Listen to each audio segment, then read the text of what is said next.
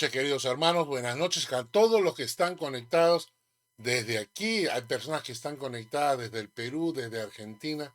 Que Dios les bendiga mucho. Que Dios realmente llene sus corazones con la palabra de Dios el día de hoy.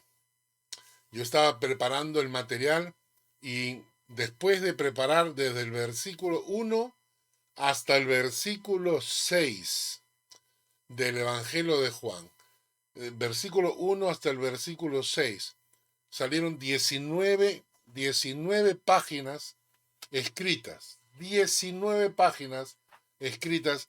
Yo decía, Dios mío, cuán rica es tu palabra.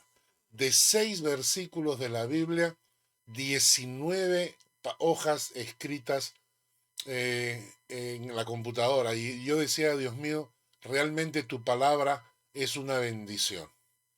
Hay tanta información que tenemos, pero a veces no sabemos cómo sacar esa información. Y el objetivo de estos estudios bíblicos es que no solo aprendamos la palabra, sino que aprendamos a estudiarla, para que todos ustedes vean los diferentes métodos que hay para poder sacar información de la palabra de Dios y que la palabra de Dios llene nuestras vidas. Para mí es tan triste cuando escucho a veces a algún creyente que dice, ese pasaje ya lo leí. Y yo digo, ¿cómo es posible? Hay tanta información. Hace 40 años que llevo estudiando la palabra de Dios y es increíble que nunca en la fuente se agota. Siempre hay algo nuevo que aprender. Así que les voy a pedir que me acompañen en una oración para empezar el estudio de hoy.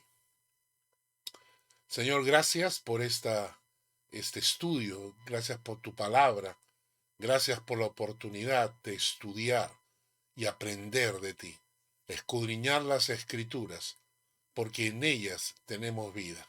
Gracias, oh Padre, guía con tu Espíritu Santo el estudio de hoy. En el nombre de Jesús. Amén. Hemos empezado a estudiar el Evangelio de Juan en el capítulo 14. La semana antepasada estudiamos los primeros versículos, los primeros 3 versículos. Y la siguiente semana hicimos un estudio especial sobre la segunda venida de Cristo. Hace 2 semanas leímos el texto. Vamos a Juan capítulo 14. Juan capítulo 14. Y leamos juntos los primeros 3 versículos. Juan 14, versículos 1 al 3. No se turbe vuestro corazón. ¿Creéis en Dios? Creed también en mí. En la casa de mi Padre muchas moradas hay. Si así no fuera, yo os lo hubiera dicho. Voy pues a preparar lugar para vosotros. Y si me fueren, os prepararé lugar. Vendré otra vez y os tomaré a mí mismo, para que donde yo estoy, vosotros también estéis. Esto lo estudiamos hace 2 miércoles atrás. Ahí encontramos que Jesús nos había dado tres promesas. Voy a prepararles lugar.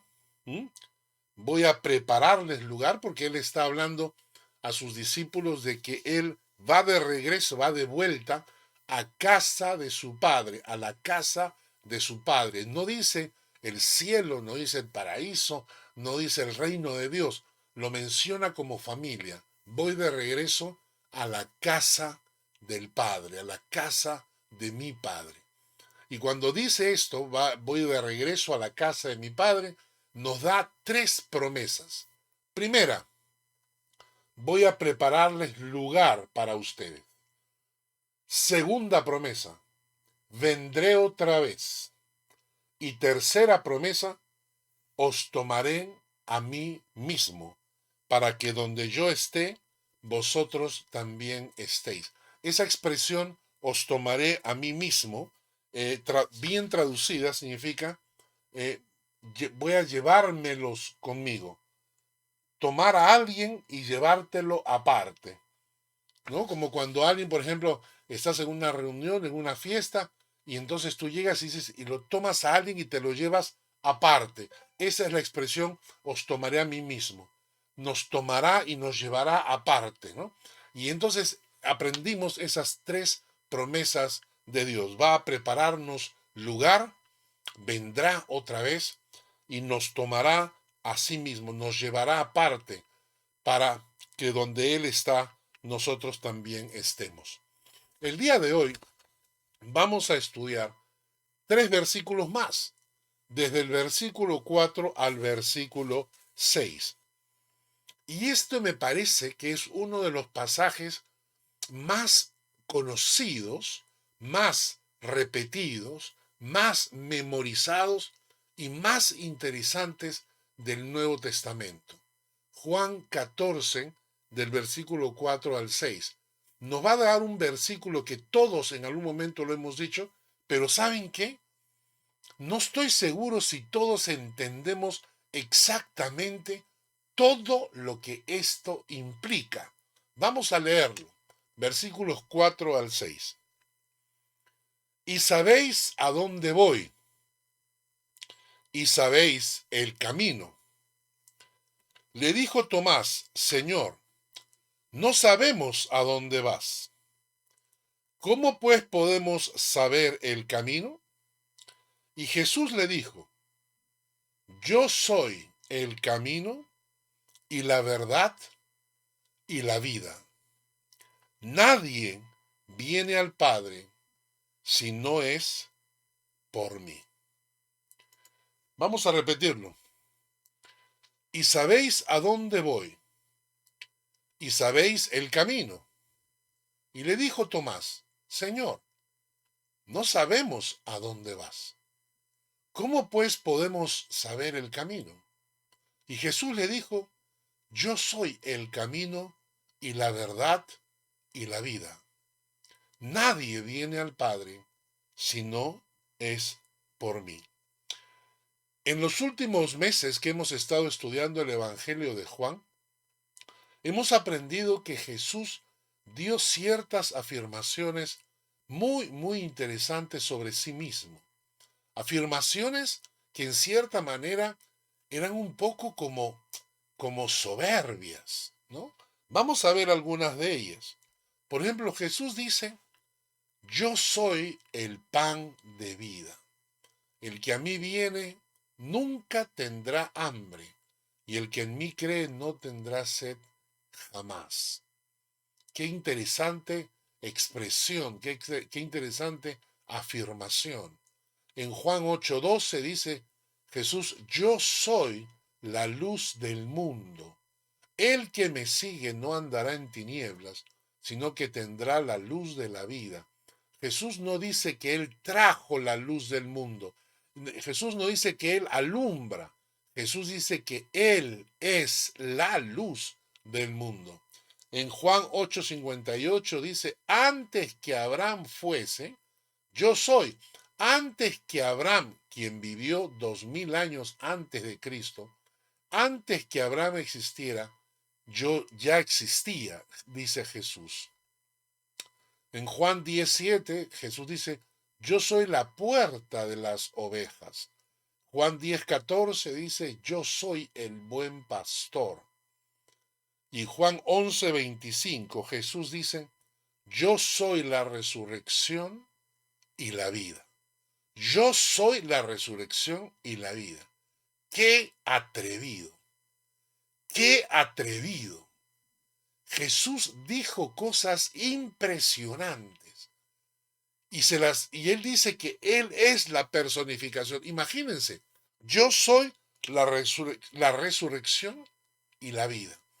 Todas estas frases que acabamos de ver son o pertenecen al mayor farsante de toda la historia, o realmente Jesús era todo lo que él dijo que era. Es decir, no hay una sola persona que se haya atrevido a decir esto. ¿Quién de todos los que hayan fundado una religión se atreve a decir yo soy la resurrección y la vida? ¿Quién en toda la historia de la humanidad se ha atrevido a decir, yo soy la luz del mundo, yo soy el pan de vida? ¿Quién a través de la historia se ha atrevido a decir, antes que Abraham fuese, yo ya existía? Todo eso nos hace pensar que Jesús realmente estaba diciendo cosas que eran para movernos la cabeza. ¿O era Jesús realmente un farsante? Y ya lo he dicho antes, un mitómano, es decir, un mentiroso compulsivo, un megalómano, es decir, uno que se cree superior a todos, o realmente Jesús era todo lo que había dicho. Pero a todas estas afirmaciones que Jesús dice, hay que añadir las 4 afirmaciones que va a dar en este versículo en Juan 14:6. Porque Jesús va a decir 4 cosas adicionales. Va a decir, yo soy el camino, yo soy la verdad, yo soy la vida, y nadie viene al Padre si no es por mí. Antes de analizar este pasaje, tenemos que entender que en el Evangelio se coloca a Jesús como el centro, el núcleo, el corazón del mensaje de salvación. Voy a repetir, en el Evangelio de Jesucristo, Jesús ocupa el corazón, el centro, el núcleo del Evangelio. Lo que estamos diciendo es que el Evangelio auténtico no es una iglesia más, no es una religión más, no es una filosofía moral, no es una corriente de pensamiento. En el Evangelio auténtico es Cristo morando en tu corazón. Y esto hace una diferencia tremenda, porque la gente sigue pensando que el cristianismo es una religión. La gente piensa y dice, no, sí, la iglesia católica, la iglesia evangélica, la iglesia tal, la iglesia cual. Y la gente piensa que el cristianismo es como un principio de normas morales religiosas, igual que las otras religiones en el mundo. Pero no es así. No es así. Porque tú puedes quitar a Buda del budismo y el budismo continúa, porque es una filosofía de vida. Tú puedes quitar a Mahoma del Islam y el Islam continúa, porque es una religión humana. Pero si tú quitas a Cristo del cristianismo, te quedas sin el pan de vida, sin el camino, sin la verdad, sin la vida, sin el pastor de las ovejas, sin la puerta por donde entran las ovejas, te quedas sin la resurrección. Es decir, si quitas a Cristo, quitas el corazón del Evangelio. Y eso es lo que ha pasado en la historia. En muchas de las iglesias que se llaman cristianas, quitaron a Cristo del corazón del Evangelio y convirtieron el cristianismo en una religión más. Un montón de haz esto y no hagas el otro. Pero eso no es el cristianismo. El cristianismo está centrado alrededor de Jesucristo. Y cuando digo esto, digo que el cristianismo no es un conjunto de normas morales. El cristianismo es una relación con una persona que se llama Jesucristo. Quiero que leamos un texto que a mí me encanta, que está en Colosenses capítulo 1, versículo 26 al 27. Dice, el misterio que había estado oculto desde los siglos y las edades. Pablo está hablando de un misterio que ha estado oculto, ¿no? Un misterio que ha estado oculto, pero que ahora, dice, ha sido manifestado a los santos. Entonces, que el mensaje de Dios tenía un misterio, algo que estaba escondido y que ahora ha sido revelado, ahora ha sido manifestado a los santos, a quienes Dios quiso dar a conocer las riquezas de la gloria de este misterio entre los gentiles. ¿Cuál es el misterio? ¿Cuál es ese secreto? ¿Cuál es eso que estaba oculto y que recién se ha revelado, Colosenses dice que es Cristo en vosotros, la esperanza de gloria. Ese es el mensaje que estamos predicando. No estamos predicando un mensaje de normas morales, ni estamos hablando de dogmas religiosos. El Evangelio es un misterio y el misterio es Cristo en vosotros. Ese es el secreto. ¿Qué es el Evangelio? Es Cristo viviendo en mí. Ese es el Evangelio. Cuando yo entiendo que el Evangelio es Cristo viviendo en mí, no aprendiendo teología, no aprendiendo doctrina, no aprendiendo a ser buena gente, sino que el misterio que estaba para revelarse a través de las edades es que Cristo en nosotros es el Evangelio. Ese es el mensaje. Porque cuando Cristo entra en ti, es cuando se produce conversión, salvación, redención, transformación, vida nueva. Es todo lo que se produce. Por entonces, cuando alguien me pregunta a mí, ¿qué es el cristianismo? Yo lo digo siempre, Cristo en vosotros. Cristo en vosotros. Ese es el Evangelio. Ahora bien, volvemos a Juan capítulo 14 y en el versículo 6 dice, yo soy el camino, la verdad y la vida. Esto es porque Jesús ha estado hablándoles a sus discípulos de que Él ya se iba. Él lo ha mencionado en varias partes, ¿no es cierto? Por ejemplo, en Juan 13:33 les dice, ¿no? Hijitos, aún estaré con vosotros un poco, me buscaréis, pero como dije a los judíos, así os digo ahora a vosotros, a donde yo voy, vosotros no podréis ir. Ya Jesús les estaba diciendo que estaba yendo, Él se iba, pero los discípulos no entendían a dónde se va. También le repite en el versículo 36 a Pedro, le dijo Simón Pedro, Señor, ¿a dónde vas? Y Jesús le respondió, a donde yo voy, no me puedes seguir ahora, pero me seguirás después, ¿no? Y por último, en el capítulo 14, el versículo 3, Jesucristo dice, ¿no? Si me fuere, os prepararé un lugar, vendré otra vez, os tomaré a mí mismo. Esto causó una confusión en los discípulos que no sabían de a dónde se estaba yendo Jesús. Ellos no entendían. Recuerden que estamos día miércoles. Entonces ellos no entendían que al día siguiente lo van a crucificar. Ellos estaban en la cena, en una cena, celebrando la Pascua. Ellos no comprenden que en pocas horas, mañana a las 9 de la mañana, van a estar crucificando al Señor. No lo entienden. No se imaginan. Entonces, cuando Jesús dice, me voy, ellos dicen, pero ¿a dónde te vas? Entonces Tomás, Juan 14:4, pregunta. No, Jesús les dice, ¿y sabéis a dónde voy? ¿Y sabéis el camino?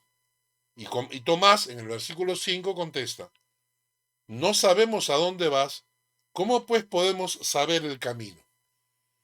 Y ahí empieza Jesús a dar estas 4 afirmaciones. La primera, yo soy el camino. No dice, yo soy un camino. Dice, yo soy el camino. ¿El camino a dónde? El mismo texto lo dice. Voy a la casa de mi Padre. Entonces, cuando Jesús está diciendo yo soy el camino, está hablando de la casa de su Padre. ¿De acuerdo?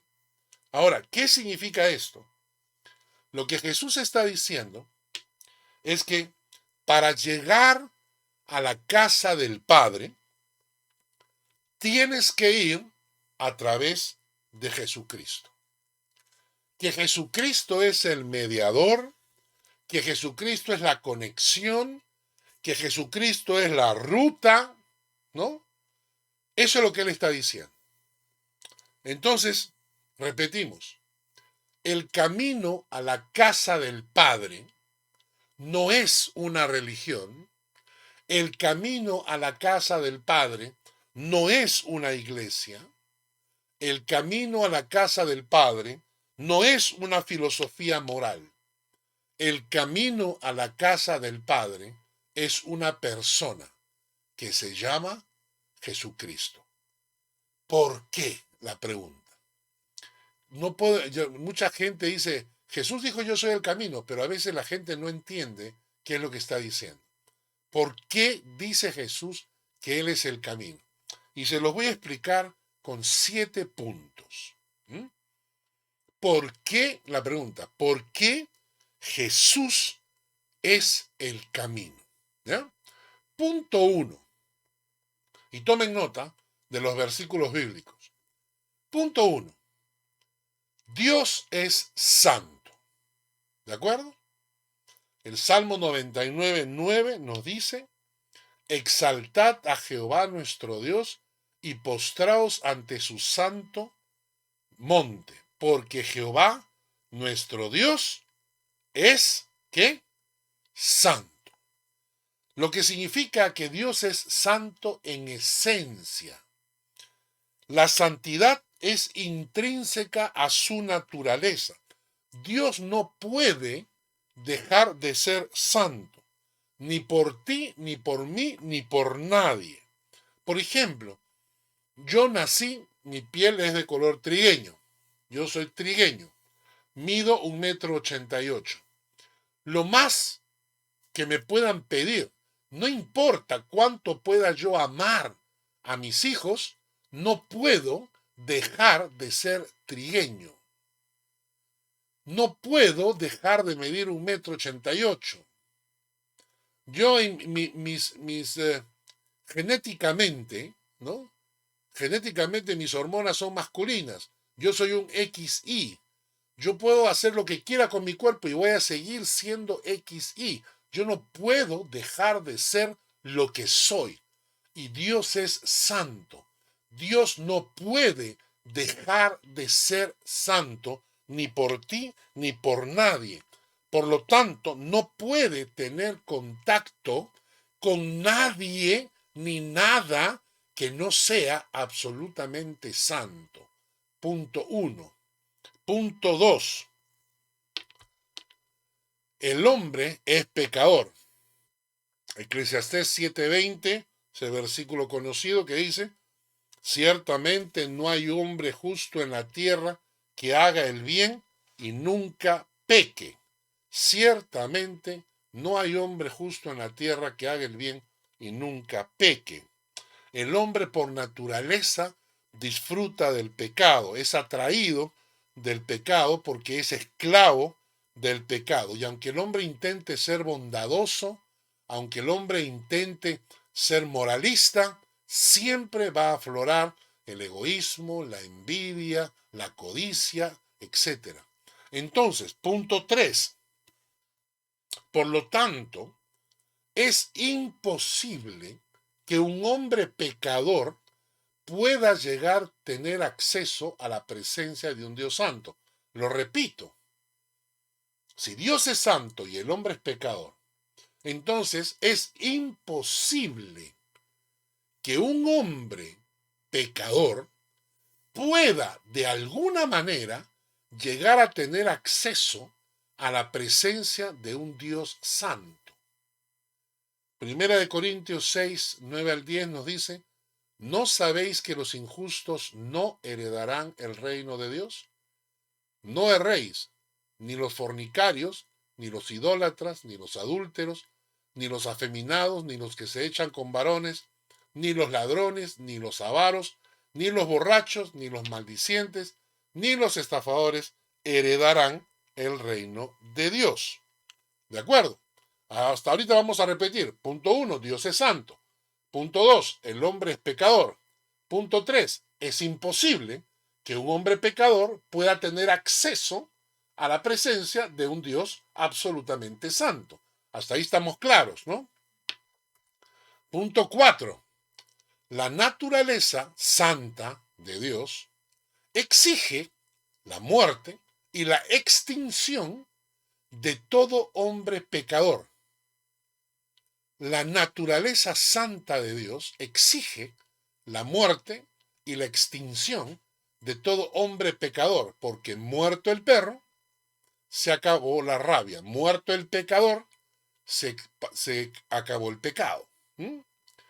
Romanos 6:23 dice, porque la paga del pecado es muerte, mas la dádiva de Dios es vida eterna en Cristo Jesús, Señor nuestro. ¿De acuerdo? Entonces, es imposible que un hombre pecador tenga contacto con un Dios santo y además ese Dios santo exige que ese hombre pecador muera para exterminar de esa manera el pecado. Muerto el perro, se acabó la rabia. El punto 5 es el importante. La muerte sustitutiva de Cristo es nuestra única esperanza. Este fue el plan de Cristo al venir a esta tierra. Él vino, Jesucristo vino, no a sembrar una nueva religión. Quitémonos eso de la cabeza. Él no vino a sembrar ninguna iglesia, ninguna religión. Él vino especialmente a morir en la cruz. Jesucristo vino específicamente para tomar mis pecados, cargarlos sobre sí mismo, ir a la cruz y morir por ellos. De esa manera pagaba él el precio por esos pecados, porque la paga del pecado es la muerte. Entonces, Jesucristo viene, toma mis pecados, va a la cruz y muere por ellos. Romanos 5:8 dice, mas Dios muestra su amor para con nosotros en que siendo aún pecadores, Cristo murió por nosotros. Ahora, el punto 6.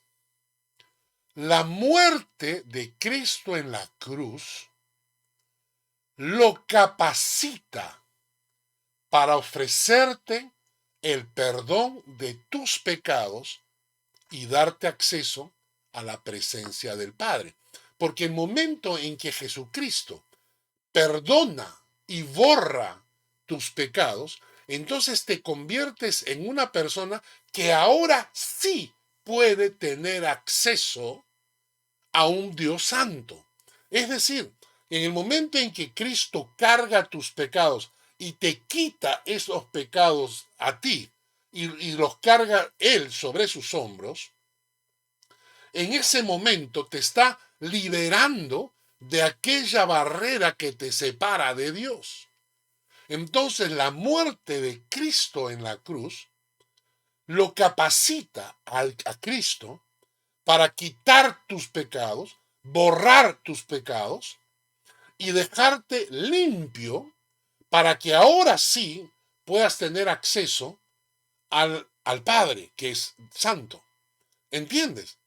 Y por eso, y porque Jesucristo hizo eso en la cruz, y porque Jesucristo puede quitarte tus pecados, y porque Jesucristo puede limpiarte de tus pecados, es por eso que Jesucristo es el único camino al Padre. Porque Él es el único que murió en la cruz por ti. El único que ha podido resucitar de la muerte para obtener victoria. Y entonces, la muerte de Cristo en la cruz, lo voy a repetir una vez más, la muerte de Cristo en la cruz, por tus pecados, lo capacita para quitarte el pecado, borrar tu pecado, perdonar tu pecado, limpiarte, y entonces, cuando ya estás limpio por lo que Cristo hizo en la cruz, cuando ya estás limpio, ahora ya puedes tener acceso al Padre. Por eso, Jesucristo es el único camino, porque es el único que puede quitarte tu carga de pecado que llevas en la conciencia. Por eso, solo por Jesucristo puedo llegar al Padre. No puedo llegar al Padre por una religión, por una filosofía, No puedo llegar al Padre por Mahoma, no puedo llegar al Padre por Buda, no puedo llegar al Padre por nadie, porque nadie murió por mis pecados y nadie tiene el poder de quitarme esa carga de pecado. Y como Cristo es el único que puede hacerlo por su muerte en la cruz, es que Jesucristo se convierte en el único camino al Padre. ¿Entendieron? Jesucristo es el único que puede darme acceso a la presencia de Dios, porque es el único que puede quitarme los pecados, perdonarme los pecados y borrar mis pecados, porque Él pagó por ellos en la cruz. Vamos a leer otra vez el pasaje que leímos de 1 Corintios 6, 9 al 10, pero ahora vamos a añadir el versículo 11. ¿No sabéis que los injustos no heredarán el reino de Dios? No erréis, ni los fornicarios, ni los idólatras, ni los adúlteros, ni los afeminados, ni los que se echan con varones, ni los ladrones, ni los avaros, ni los borrachos, ni los maldicientes, ni los estafadores heredarán el reino de Dios. Pero ahora viene el versículo 11. Y esto erais algunos, mas ya habéis sido lavados, ya habéis sido santificados, ya habéis sido justificados en el nombre del Señor Jesús y por el Espíritu de nuestro Dios. Entonces, ya habéis sido lavados, ya habéis sido santificados, ya habéis sido justificados en el nombre del Señor Jesús y por el Espíritu de nuestro Dios. Por esa razón, porque Él es el único que puede hacer esto, es que Jesús es el único camino que podemos usar para poder llegar al Padre. Pero el punto 7 es interesante. ¿Cómo hago para que el sacrificio de Cristo en la cruz se aplique a mi vida y así obtener perdón de mis pecados y acceso a la presencia del Padre? Y la respuesta está clarísima en Juan capítulo 1, versículo 12. Mas a todos los que le recibieron y a los que creen en su nombre, les dio potestad de ser hechos hijos de Dios. ¿Y qué significa eso? Significa que yo puedo tener una herencia en el banco, pero pasar hambre si no voy al banco a cobrar mi dinero. ¿No es cierto? La muerte de Cristo es para todos. Voy a repetirlo. La muerte de Cristo es para todos. Cristo murió por todos. Pero solo es efectiva si te acercas a Él y unes tu vida a la vida de Cristo. Si te acercas a Él y unes tu vida a la vida de Cristo. Recién entonces comienza a fluir, es como una fusión. Como tú te unes a Cristo, entonces todo lo que Cristo obtuvo en la cruz, perdón, vida, paz, todo lo que Cristo obtuvo en la cruz, se transfiere a ti. No antes. Mientras no te has unido a Cristo, no recibes nada. La muerte de Cristo en la cruz se convierte en una herencia en el banco, pero no te afecta. Tú tienes que acercarte a Él y unirte a Cristo para poder recibir por transfusión la vida de Cristo. Y por eso el texto dice, a los que lo recibieron y a los que creen en su nombre. Tienes que recibir a Jesucristo en tu corazón, en tu vida. Tienes que invitar a Jesucristo a ser parte de tu vida. Tienes que invitar a Jesucristo a entrar en tu hogar, en tu corazón, en tu alma. Tienes que invitarlo, decirle, Señor, ven, yo te recibo en mi corazón.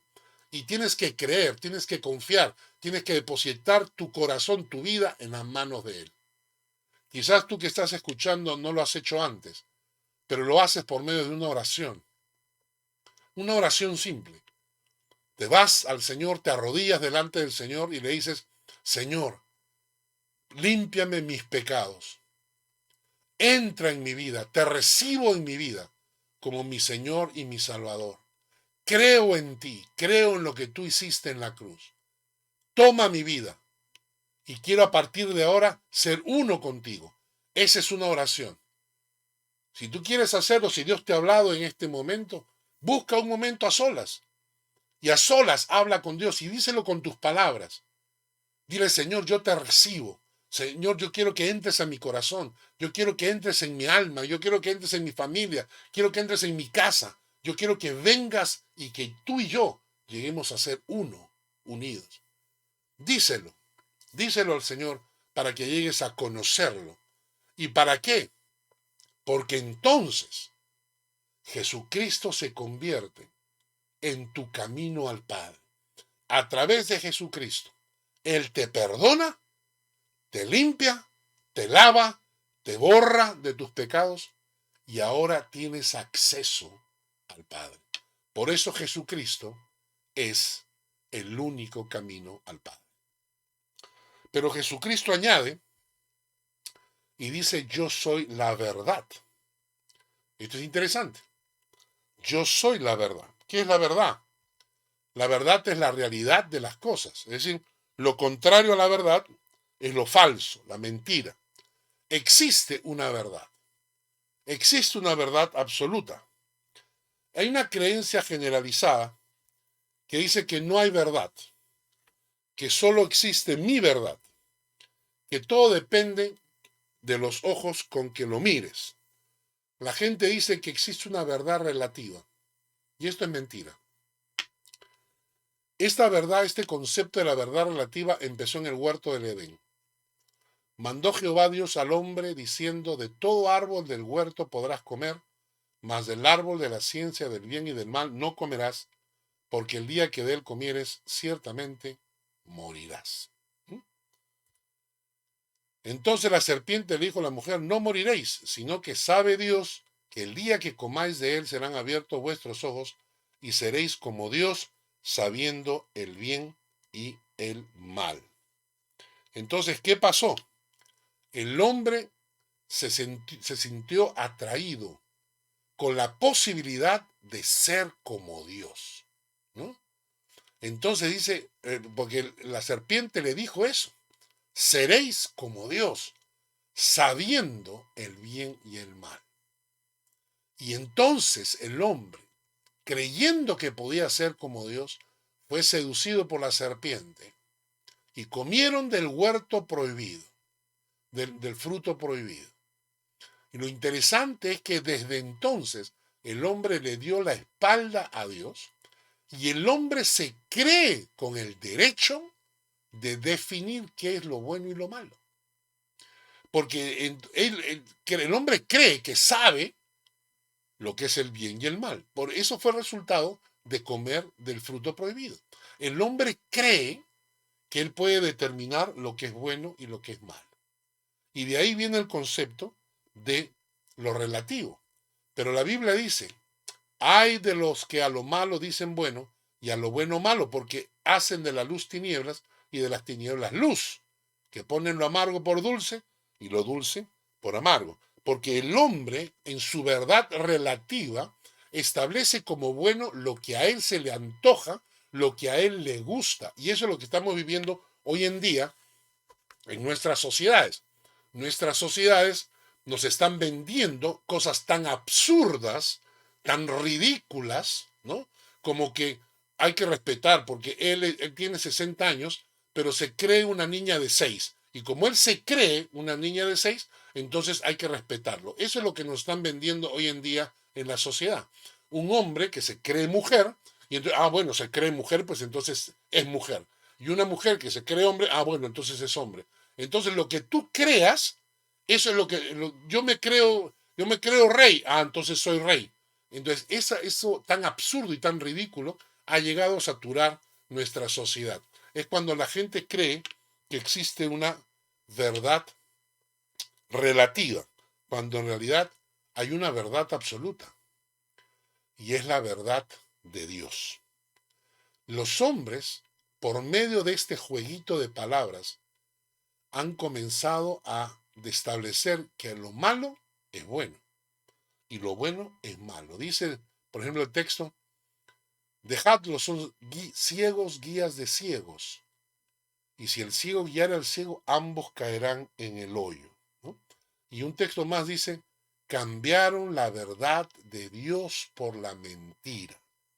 Ahora, si hemos entendido lo que está pasando en nuestra sociedad, ahora entendemos por qué es necesario que alguien enviado de Dios nos traiga la verdad. ¿Comprende? Mira este texto.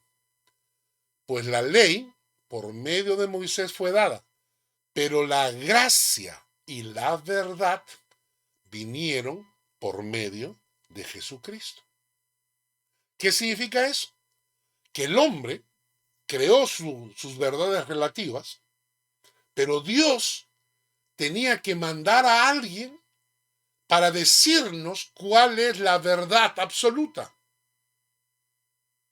Como el hombre, su cabecita, hace que el hombre crea lo que a él se le antoja y diga esto es bueno cuando es malo, o esto es malo cuando es bueno, entonces era necesario que alguien de Dios viniera trayendo la verdad de Dios, que es la verdad absoluta. Y entonces por eso el texto dice que pues la ley por medio de Moisés fue dada, pero la gracia y la verdad vinieron por medio de Jesucristo. ¿Y de qué estamos hablando? De tres cosas. Por ejemplo, la verdad del mundo espiritual. Jesucristo vino a explicarnos cómo es el cielo, hay un infierno, cómo es el infierno, existen ángeles, no existen ángeles. Jesucristo tenía que venir de allá para contarnos cómo es.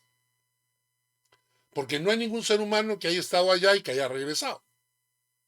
La segunda cosa es que Jesucristo vino a hablarnos de Dios. ¿Quién es Dios? ¿Cuáles son sus atributos? ¿Hay una Trinidad? ¿O solamente hay uno? ¿O hay varios dioses? No, solamente hay uno. Tiene varios nombres. ¿Cuáles son sus nombres? Y la tercera cosa que vino a decirnos Jesús es la verdad sobre la situación del hombre.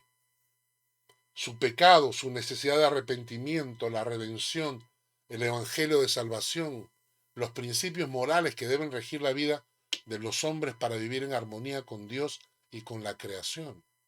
Entonces Jesucristo viene a revelarnos la verdad del mundo espiritual, la verdad sobre Dios, la verdad sobre el hombre, que nosotros mismos no podíamos saber. ¿Por qué? Porque nos alejamos de Dios y dejamos de tener comunión con Dios. Por eso, Jesucristo es la verdad.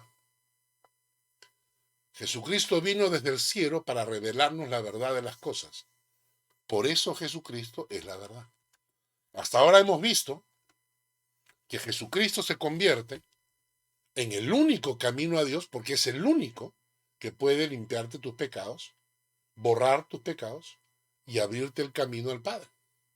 Pero ahora hemos visto que además de que Jesucristo es el único camino, también Jesucristo es el único que puede traerte la verdad porque Él vino de Dios con esa verdad.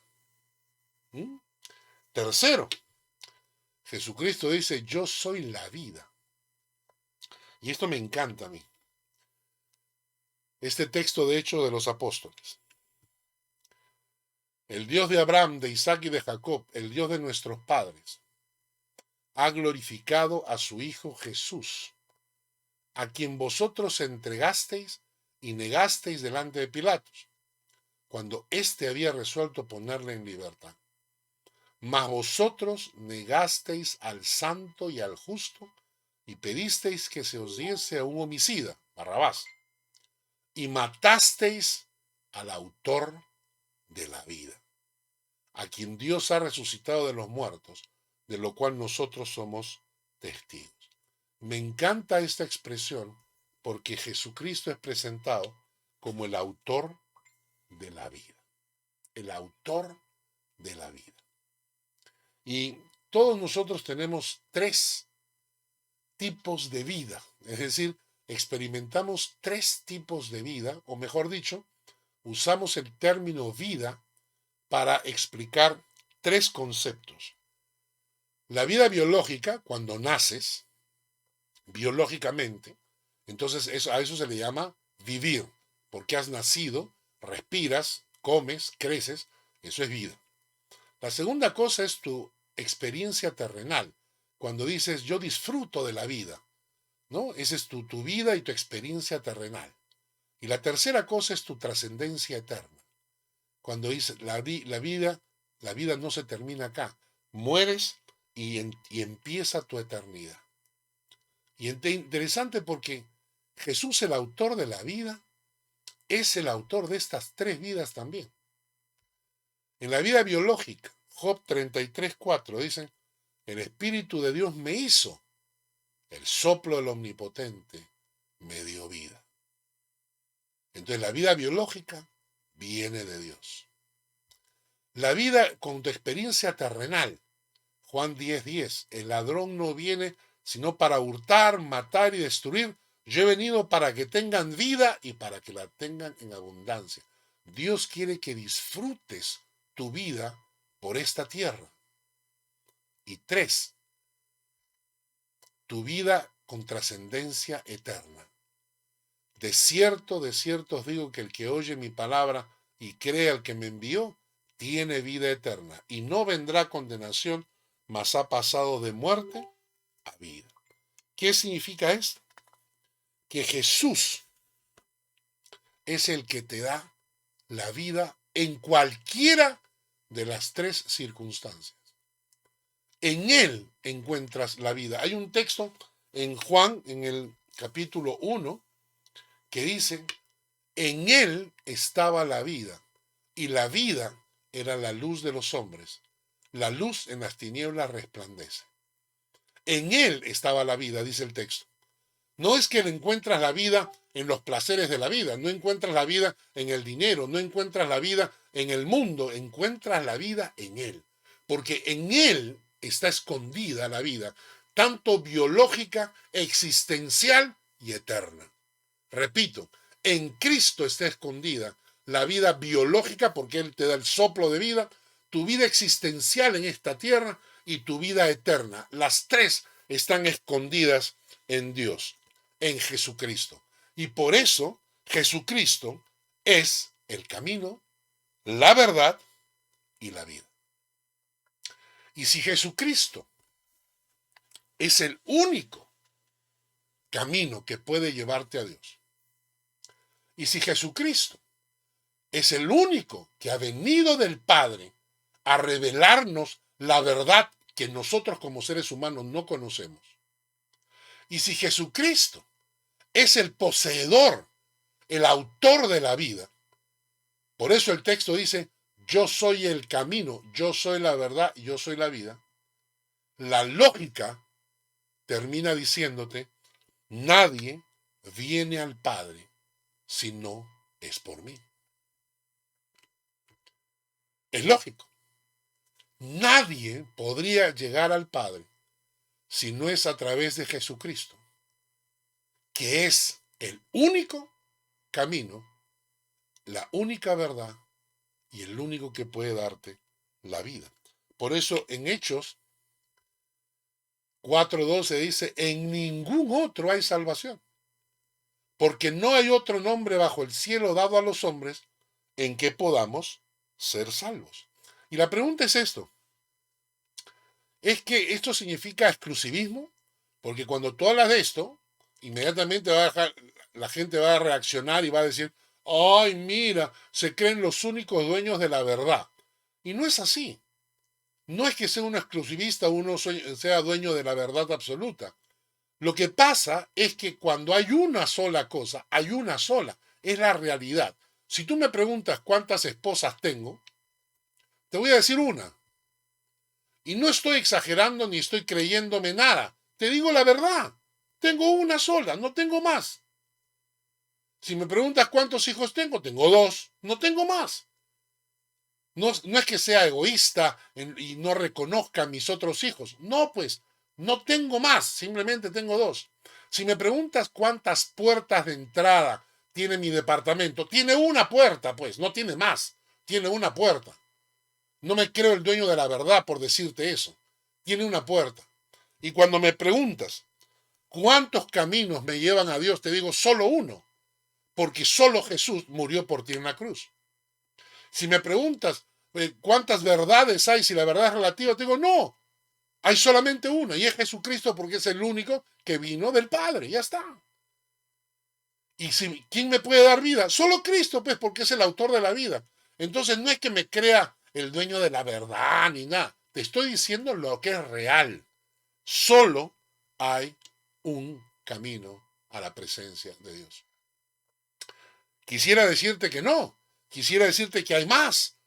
Para así ser más amplio de mente y para ser más, tener más posibilidades. Pero no puedo, pues. ¿Por qué? Porque te estaría mintiendo, te estaría engañando. Debo decirte la verdad. El texto dice, hay un solo Dios y un solo mediador entre Dios y los hombres. Pregunta, ¿cualquier religión es un camino a Dios? No, porque ninguna religión te lleva al Padre. Suena feo, pero es real. ¿Alguna religión es la religión especial? No. Ninguna religión te lleva al Padre. ¿Eres católico? No importa. ¿Eres evangélico? No importa. Ninguna religión te lleva al Padre. El único que te lleva al Padre es Jesucristo. Por eso es que nosotros no hablamos de religión. Hablamos de una relación personal con el Hijo de Dios. Ahora, yo puedo aceptar las palabras de Jesús y creerle y reaccionar y decir, ay caramba, si Jesús es el único camino al Padre, Jesús es la verdad que necesito conocer y Jesús es el único que puede traer vida a mi corazón, entonces me acerco a Él. Y ya lo hemos dicho, lo invito a mi vida, lo invito a que entre en mi corazón. Le entrego mi corazón, confío en Él. Le pido que venga a morar en mi corazón, en mi vida, en mi alma, en mi casa, en mi hogar, en mi familia, en mi matrimonio. Le pido que entre y le entrego mi vida porque confío en Él, se la pongo en sus manos. Pero también tienes derecho a rechazar todo lo que te estoy diciendo. Tienes derecho a decir, no, este está loco. Y lo que Jesucristo dijo era mentira. Yo sigo creyendo que todos los caminos conducen a Dios y que cualquier religión se salva si eres bueno. Yo sigo creyendo. Bueno, está bien. Tú tienes derecho a aceptar o rechazar. Lo que no vas a tener derecho es a, si en algún momento llegas a la presencia de Dios, el Señor te va a decir, te lo advertí, te lo dijimos, ¿no? Porque las palabras de Jesús fueron esas. Yo soy el camino, la verdad y la vida. Nadie viene al Padre si no es por mí. No son mis palabras, son las palabras del mismo Hijo de Dios. La pelota está en tu cancha. Es una decisión que tú debes tomar. Es una decisión que cada ser humano debe tomar. Acercarse y unir su vida a Cristo o mantenerse alejado de Él. Es una decisión que todos debemos tomar. Voy terminando con un cuadro que lo diseñé hace un tiempo atrás y me encanta. Solo un nombre. Hechos 4:12.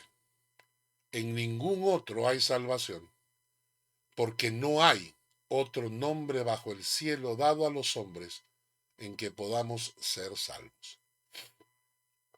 Un solo camino. Juan 14:6 dice, yo soy el camino, la verdad y la vida. Nadie viene al Padre. Nadie viene al Padre si no es por mí.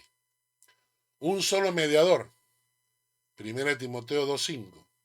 Porque hay un solo Dios y hay un solo mediador entre Dios y los hombres. Jesucristo hombre. Un solo sacrificio. Hebreos 10:12.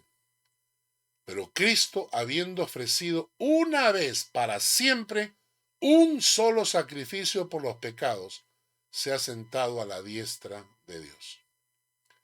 Y una sola puerta. Juan 10:9. Yo soy la puerta. El que por mí entrare será salvo. Y entrará y saldrá y hallará pastos.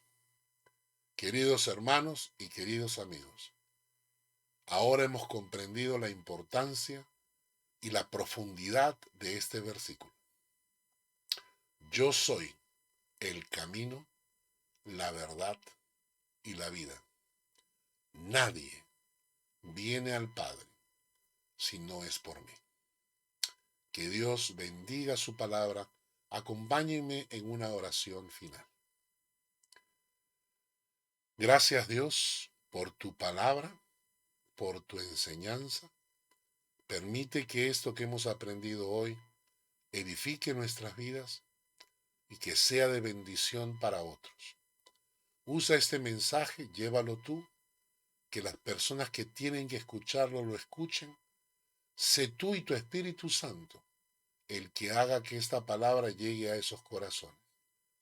Y por lo tanto, llévate también toda la gloria, porque es tu palabra. Gracias en el nombre de Jesús. Amén. Hermanos, que Dios les bendiga. Nos vemos la próxima semana para continuar estudiando el Evangelio de Juan.